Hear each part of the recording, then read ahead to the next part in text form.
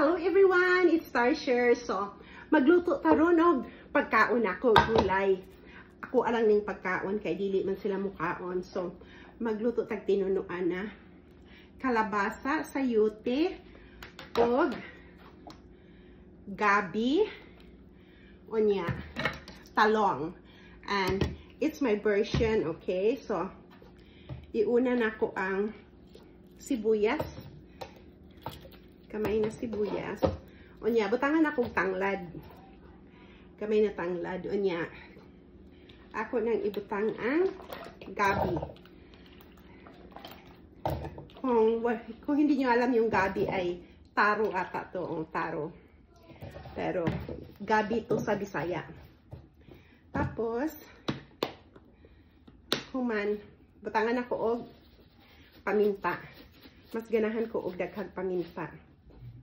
Onya, butangan ako og luya, ginger. Onya, daghang ahos.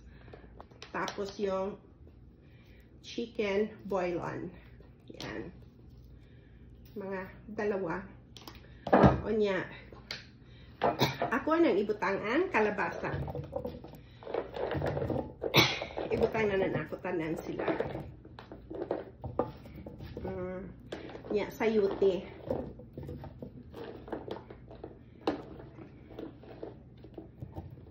Tapos, talong. Talong.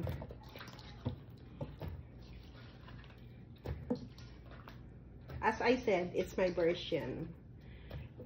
So, ganyan lang siya. And then, sili. Tapos, ibutang na nako tanan nga ahos og sibuyas. Unya, nasa sa inyo yon. Ako, butangan ako og rice vinegar. Mga 1 teaspoon. Unya, ang gamit lang nako ay coconut milk. Ang gamit ko ay ganyan lang. Tapos, lagyan ko ng kalahating tubig para may sabaw siya konti. Magsabaw naman yan. And then, ato alay siyang takpan. Lutuon lang ni nato og 10 minutes luto na. See you in a bit. Luto na ang ato ang gulay, guys. Pagkaon lang ni nako. Tilawan, be. It's so delicious. Mga una ta. Daghang salamat sa tanan. Bye for now.